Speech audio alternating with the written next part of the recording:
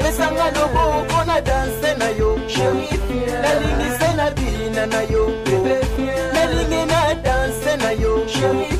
Nalingi na bina na yo Chino Bimukwata enseigne la beauté. En tout cas, tu as qui bateau penza oh tout le monde a reçu sauté là il aura ba ingénieur Jacques Kiki ta santé ou bazobenga papa Valentin pour yengem to ba embelinze ba Saint Valentin ingénieur Jacques Kiki ta to zaki na ba Pablo Mofo mon ambikili mon Rwanda ou azo panza dollar to zaki na bateau lo ba Alain Makoba kulutu na ngai o la solo bien bateau belé bazalaki wana mais maintenant quand biso ezali nini donc mardi mercredi, jeudi, tous les milieu la répétition la zamba playa ba fanatique na biso bomilengele tokutana nega ezalaka na la zamba playa c'est ba surprise ezali Mariana. Donc mon amboka wera son na lobi ba surprise ezali sortie officielle il y a une présentation officielle ya Ingeta 3 jours nesika mo ona oleka ce soir ona bisa na ba imboka ndenge ezali sombele suka bisanga bolobo suka bingwele tala wapi mon amboka piroger azo se fait ça mokil na ba ver chacha boyo japonais ben ngombo non non se fait ça miso ba fanatique ba ta biso sur le mola taboga japonais ben ngombo voilà donc ma plaisir ba motela ngai pa ya kulutu vala musai azotala ngai vena nga patient dou force ngolo na fiston moi ça nga fiston o azo benda bilili o na pese wa mbote fiston de l'original j'ai dit nga sko tederi lisingi mto kipengai e indara mabe mundela changer quoi na patron nga mona mboka wera son et bon retour au pays na maman Sylvie mampata maman pasteur. Merci Piroger tout mon abel bilili o ya mona mboka wera son ezaki lobby na compte à Saint-Valentin. Voilà un peu ce que wera son a fait hier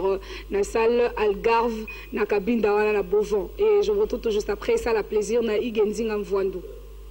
na biso quoi.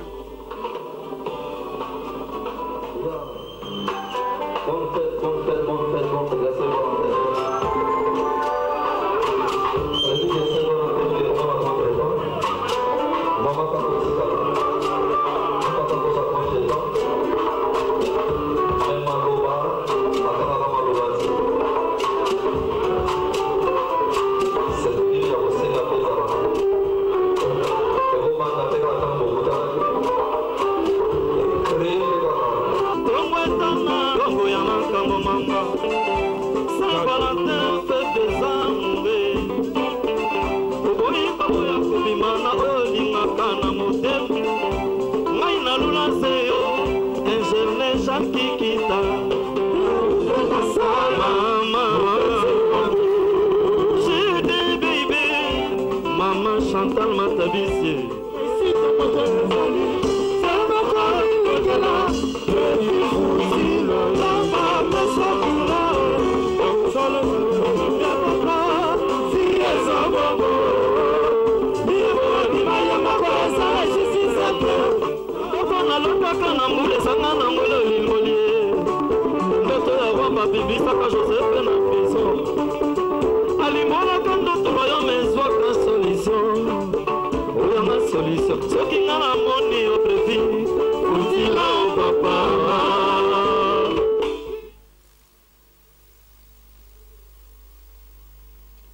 Héritienne Watanabe à Longwe maison mère mwana batuye wana bomoni na concert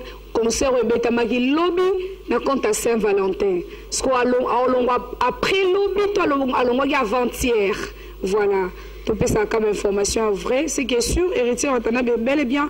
et continue à être toujours aux côtés de Werason donc ça veut dire il est toujours au sein de l'orchestre Wenge Musica maison mère bomoni wana na production papa m'a petit aussi séjourne comme ça